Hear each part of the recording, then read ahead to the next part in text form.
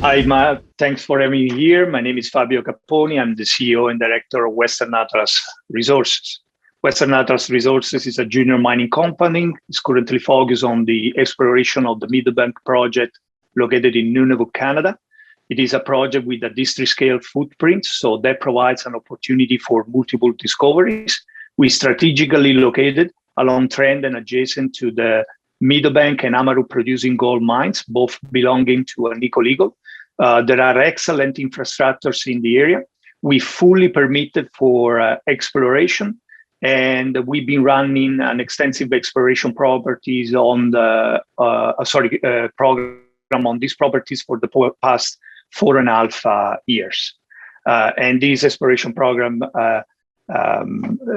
led us to the first a diamond drill program on some of the several targets that so far we have identified in the area. Brilliant. Fabio, lovely to meet you. We've not spoken or met before, so I'm keen to hear your story. Looking forward to it. Right, you're after gold and also some base metals. Nickel, it seems to be the thing that sticks out predominantly. And we'll get into that in a second, your Meadowbank project. But first of all, let's talk about you. So what's your background? Correct. Okay, I started as a business developer in the natural resource space over 18 years ago. I started developing natural resources projects in Europe and then in Latin America. I was then asked by the CEO and co-founder of Endeavor Financial, a merchant bank focused on natural resources, to join the bank here in Vancouver. I did so. I left in 2008. One of the managing directors left a few months apart. Together, we co-founded CV Gold Inc. with an exploration asset in Colombia. The company was eventually acquired in 2015, and I then co-founded Western Atlas Resources, and I'm currently serving as a CEO and director of the company. Fantastic. Okay, and you seem to have got quite a lot of the Gran Colombia Gold guys involved in this. What's the connection with them? That is correct. I started as a business developer of natural resources projects that the group was at the time putting together, So when I've been working in and out with them for almost 20 years, and all of them have been shareholders and investors in all of my ventures, all of my companies. And when I started, I co-founded Western Atlas Resources with the chairman of the company, Serafino Iacono, who ends up also being the co-founder and executive chairman of Gran Colombia Gold, the largest gold and silver underground producing company in Colombia. Former co-founder and CEO of Bolivar Gold, that with an exploration asset in Venezuela, sold to Gold Fields for over $300 million. Co-founder of Aris Gold, currently developing a multi-million ounce gold deposit in Colombia, and many others. So a little bit of management and directors together. We raised over the past 3 decades over $5 billion to finance natural resource projects. And so we believe that we've been able to assemble the right mix of technical and business skills that are going to enable Western Atlas Resources to move from exploration towards development and eventually production.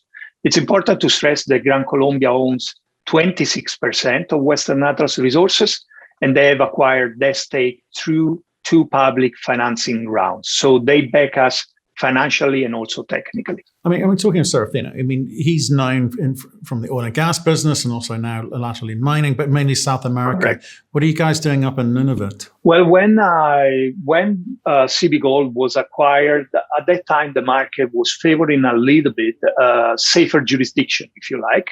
So we've been developing natural resources projects in as you say, in Latin America for practically forever. And we wanted to diversify a little bit. And Canada, of course, offered huge opportunities in that sense, geologically speaking. We checked and studied different projects, different areas. We ended up looking at the technical reports of Agnico for the Meadowbank area. We realized that there were areas contiguous to their 2 producing mines that were left unstaked.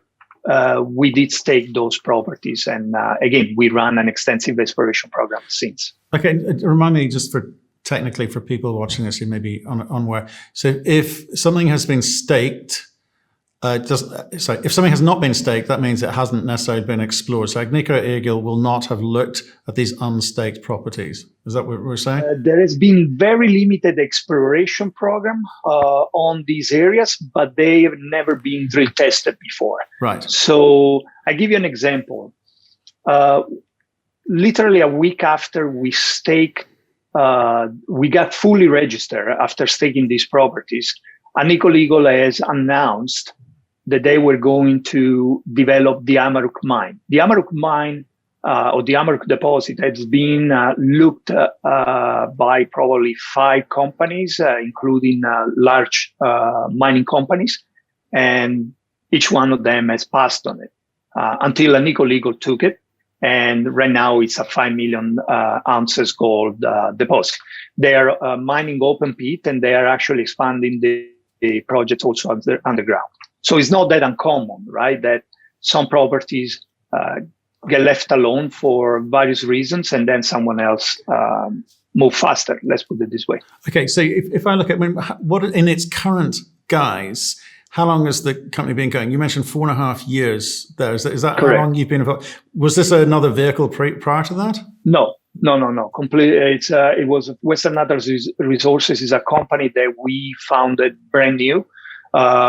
Myself and the chairman of the company are actually the largest individual shareholders in the company. We have acquired our stake in each financing round and on the market. So it's a brand new company that we co-founded, and we ended up bringing in the Meadowbank project by staking directly the project. So how much money have you put in, you personally? Over $1 million. Right. Okay. Personally. So it's meaningful. As I always do, I did the same with CB Gold, and so the chairman of the company. We all invested, we all put our money where our mouth is. Okay, so it's sitting at around $7 million bucks market cap today. How much money has gone into the company since its incarnation, when it started? We raised approximately $9 million. So 1.6 was private, pre-RTO, 2 million during the RTO at 20 cents. And then from there, 2 rounds, mix of flow-through, non-flow-through, one in 2019. That's where Gran Colombia has acquired the first stake in the company after visiting the project.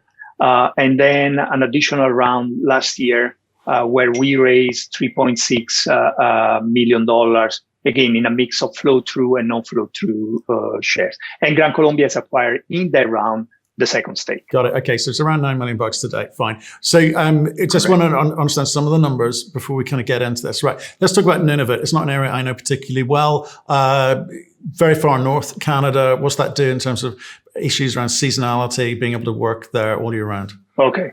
So first of all, the reason why we decided to focus on Nunavut is it is a pro-mining jurisdiction with 4 decades of prosperity mining. The geological potential of the area is enormous. There are over 13 million ounces in proven and probable reserves and over 50 million ounces of gold in measured and indicated resources already certified in the area. What it really attracted us, we were looking for big opportunities. So the ability to stake at nominal cost, so directly without intermediary, properties with obviously geological potential, but also district scale footprint, right? That provides an opportunity for multiple discoveries, as it is the case of Agnico Eagle. The Meadowbank project of Agnico Eagle is made of 3 deposits, both of them 3 discoveries. So the Amaruq satellite mines 50 kilometers away from it. And so that's the reason why we decided to focus on Meadowbank. Second part of your question was related to? Well, it's just the seasonality component. The seasonality, yes. It is obviously, unless you have Agnico Eagle's budget, Agnico Eagle drills and explores year-round. So no problem.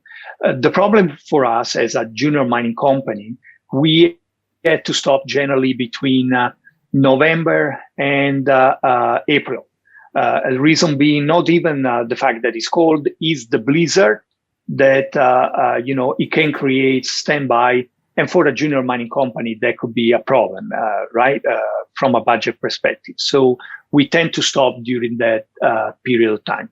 And because of the seasonality, and because we are a junior mining company, the company has been working also to add additional projects to its portfolio, projects that the company can work year-round.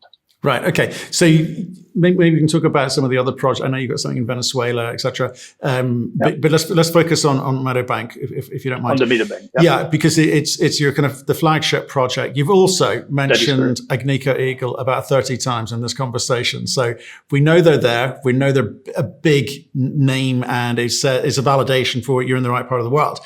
But what's the game plan here for you? You've staked property near them. Do you think you can work this up to a state where they could become interested, or you work this up as a standalone project in its own right? I mean, what do you believe that you've got here? Because you haven't done much drilling. What's the plan? We just started drill testing one of the several targets that we have there, right? That's important. There's a lot of work to do. But what is really important is the fact, and I mentioned Agnico Eagle continuously because we have been working with them for the past 4.5 years. They've been supporting Western Atlas Resources with logistic. Just to give you an example, this past year, during the drill program, they provided us fuel transportation. They provided us with 3 containers of consumable and spare parts. So all the logistics supports that Agnico Eagle is providing Western Atlas Resources translates, if you like, in an indirect form of investment in Western Atlas Resources. That's obviously interested in the sense that if we discover something, they are the natural acquirer of that project. Why? Because Agnico Eagle has invested over $1 billion in the area. Just to give you an example, Meadowbank ceased commercial production in 2019. And in December 2019, Amaruq started commercial production in December 2019. All the ore that right now is mined at Amaruq is transported via long-haul tracks for 50 kilometers from Amaruq down to Meadowbank, where Agnico Eagle still has all the processing plant, mining facilities, all these things. So there's no need to build another processing plant. There's no need to build anything else there. The obvious exit strategy for a project like the Meadowbank project that is owned by Western Atlas Resources is obvious, Agnico Eagle. And that is not a secret, right? That's the reality. And I guess that's also the reason why they keep on supporting the company with logistics, because to use their own words, they need new discoveries. Exactly. Okay. Yeah. So, but I just wanted you to be clear with people coming in and looking at this, because the 7 million market cap, it's of a certain size. Liquidity is going to be doing, what it's doing. It's a tough gig. But if you're saying it's no secret, then what you can be clear about is saying, right, it's a binary outcome. Either Agnico Eagle, we give Agnico Eagle the information they need to go, we need this, or you can't give them that information, right? So what is it that you think they're going to need to see from you, and how much time, money, and effort is that going to take? Definitely more drilling. They want more drilling. And based on that, there will be, we will progress from simply supporting the company from a logistic point of view to a different kind of support.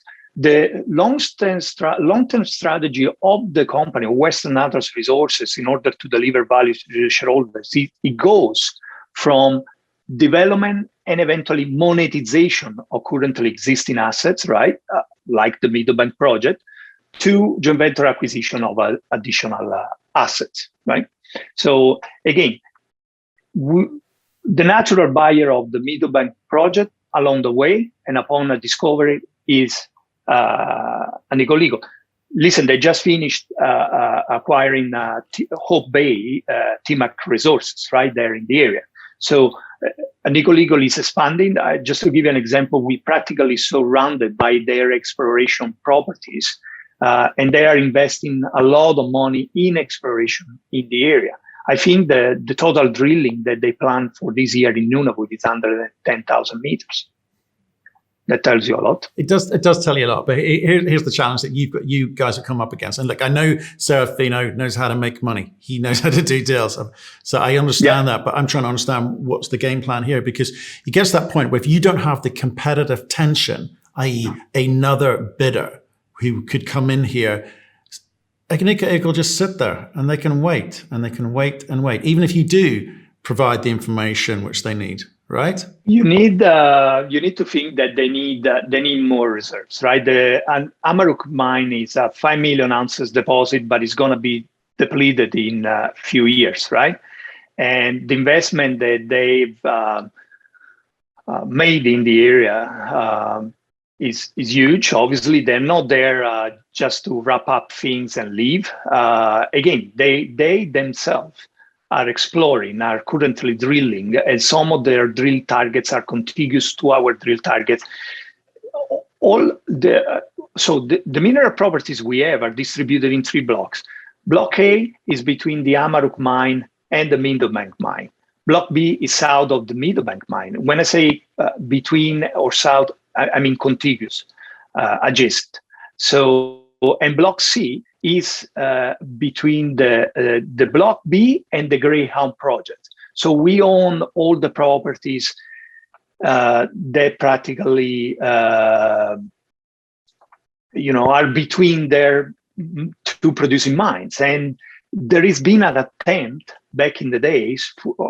They tried to stake those properties. They applied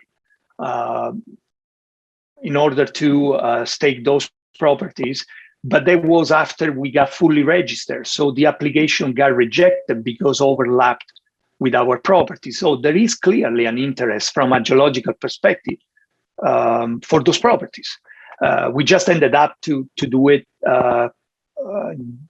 earlier.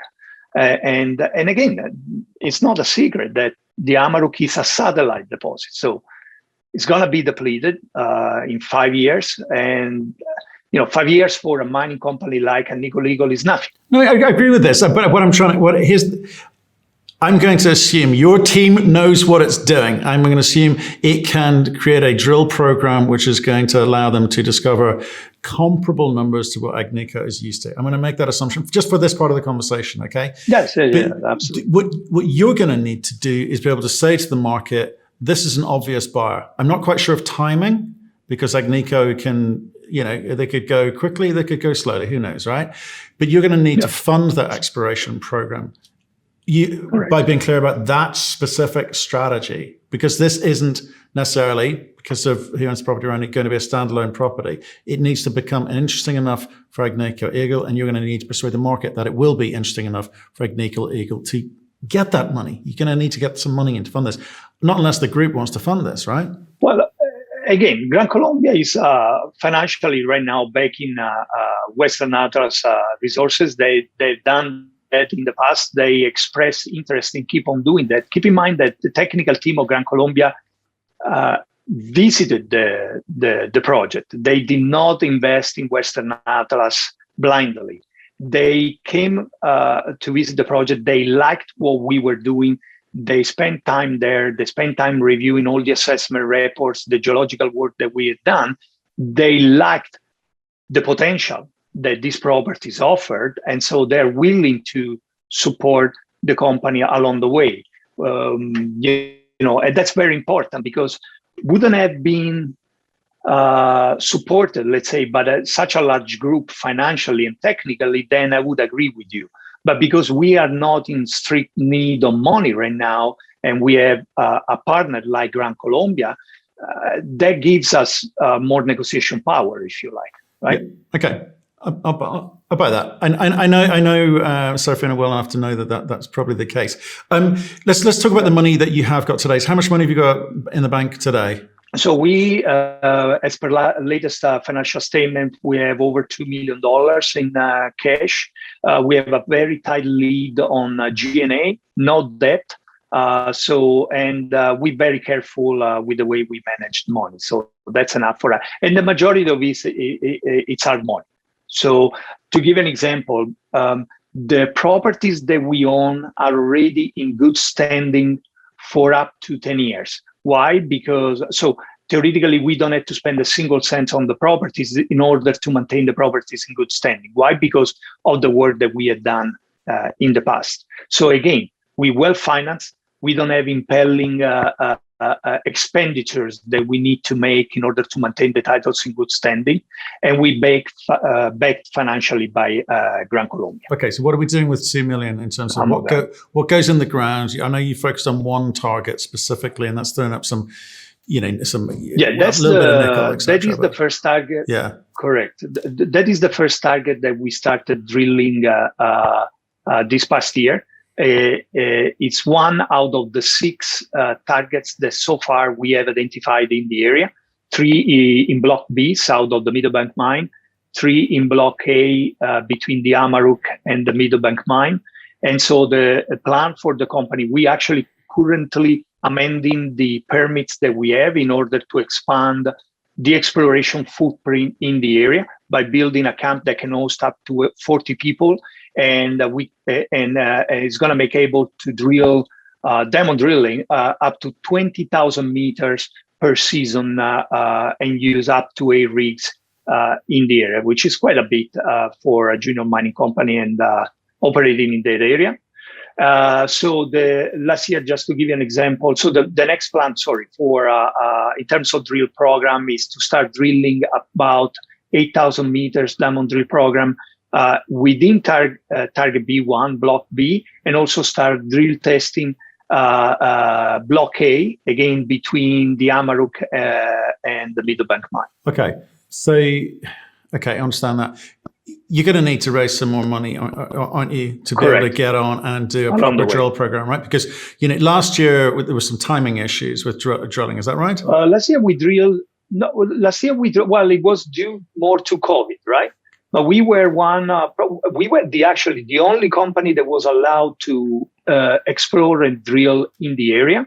We were admitted in Becker Lake. We stayed in Becker Lake. We drilled 3,500 meters diamond drilling last year. And we spent, thanks again to the logistical support of Agnico Legal, we were able to contain costs. So we spent $1.7 million in total for 3,500 meters. That's not bad considering the area. And again, you can only do that because of the existing infrastructures that have been put in place by other companies there in the area. Keep in mind that we're based in Becker Lake, so we operate out of Becker Lake. All the team is based in Becker Lake. We have 2 houses there.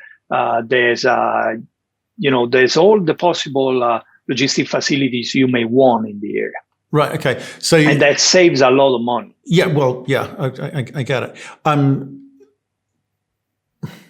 I want to say, so in terms of the plan going forward, let's start with this year's drill season. I mean, we're right in the middle of drill season, aren't we? You said April through to October, November, something like this. So you can go from April up to October. So the plan is to keep on drilling these properties in order to prove both the precious metal side and the newly discovered base metal like nickel, cobalt, chromium, what we call the minerals of the future. Listen, this is very important discovery. World is going towards electrification. And as I said before, we shouldn't even be surprised to have a discovery on the precious metal side, and not far from it, a discovery on the base metal side. Not that far from Meadowbank, there is a nickel producing mining company, Rennet, there in Nunavut. It used to be a nickel producing mining areas. So when I say that we own this district scale, we have these mineral properties with a district scale footprint that can provide an opportunity for multiple discoveries, that's what I'm referring to. And again, most of the companies that operate there in the area end up discovering more than a deposit, more than a single deposit within a few kilometers from the other. So, but again, on the nickel thing, it's going to rely on someone else doing something. So there's an existing private nickel producer. Similar sorts of grades? What are they processing? Similar sorts of grades, absolutely. Right. Sulfide? It's ultramafic, it's sulfide. Yeah, okay. And yes, it is. It is not high grade, but it's broad intercept. So it's a large bulk tonnage, if you like. And if you think about it, it's a near surface, 18 meters from surface. Okay, so if That's that goes where well, the mineralization starts. yeah, so you would hope there's enough contained metal there, and that's just a transportation job down to someone else's. You do concentrate, and that's a problem Yeah. for engineering, right? You produce concentrate and stuff like that. But it's another. So at no point are you saying to people, "We will get into production and we'll process this," because you will be building hundreds of millions of dollars worth of plant and equipment, etc. That's not the plan. The plan is there are Agnico, the focus right now, the Meadowbank, Agnico Eagle on gold, and then you've got nickel, current private nickel company, which there could be a conversation with, right? So that again, I'm just trying to understand the mentality here, because some people come on the show where early stage exploration, but we're going to be producing gold, and it kind of. It's kind of a difficult conversation to have. I repeat, there is a clear strategy for the Meadowbank project, and the strategy is to prove gold mineralization, precious metal mineralization, and to monetize the asset. This is the strategy for the Meadowbank project. There is an obvious buyer there, and then there is a long-term strategy for Western Atlas Resources. That's a different case. And so the end game here is move this project on. I know we've got Venezuela. We sort of touched upon earlier, but would you be looking at other projects? Are you looking at, because I mean, like a 7 million market cap, I get the group, the power of the group, but what's the future for Western Atlas? Because otherwise it's just going to be slow movement sideways with small exploration budget here. Is that going to get the market excited? We have been tirelessly working hard on adding additional projects to the company portfolio. So we've been working and reviewing several projects, either with historical data or early stage projects where we can add value to the drill bit. We have been running due diligence on some of these projects, and eventually we're gonna bring in one or more additional assets into the company portfolio. So the company has been working hard on this, and I would say that we are close to at least a potential acquisition. Okay, interesting. Well, let us know when you do. Question sent in. Actually, someone's wants to understand. Do you have any plans for any share consolidation in the near future? Not at the moment. Should the a consolidation be required, we would take that into consideration. But at the moment, 160 million shares issued outstanding. On a fully diluted basis, some of the options and warrants are going to be soon expiring, so the fully diluted basis will be much lighter pretty soon, or eventually monetized, right? Like we had, so some of the option holders have already exercised some of the options, right? So, but we don't have that kind of plan to consolidate at the moment. Okay. Fine. And there's no more money coming through from warrants either. I assume everyone's underwater, are they? All of them are out of the money. Okay, fine. Fabio, thank you so much for introducing the project to us. It's not one we'd come across before. So stay in touch with us. Let us know how you get on, especially with the M&A component and the drilling and any future fundraising, okay? Thanks, Matthew. And just want to leave you with why do we believe Western Atlas Resources is a good investment? Again, district-scale footprint mineral properties strategically located along trend and adjacent to the two largest gold-producing mines in Nunavut, Canada. We fully permitted for exploration. There are excellent infrastructures in the area. We own the properties 100%, no option royalties or edge of any sort in the area. We fully committed and invested with the company. Myself and the chairman of the company, Serafino Iacono, we are the largest individual shareholder in the company. Gran Colombia owns 26% of the company. They acquired the stake to two public financing rounds. They backed technically and financially Western Atlas Resources. And we have a long-term strategy to unlock value for our shareholders. Again, monetization of currently existing assets, such as the Meadowbank project, and joint venture acquisition of additional assets, either with historical data or early stage assets. So stay tuned, and thank you again.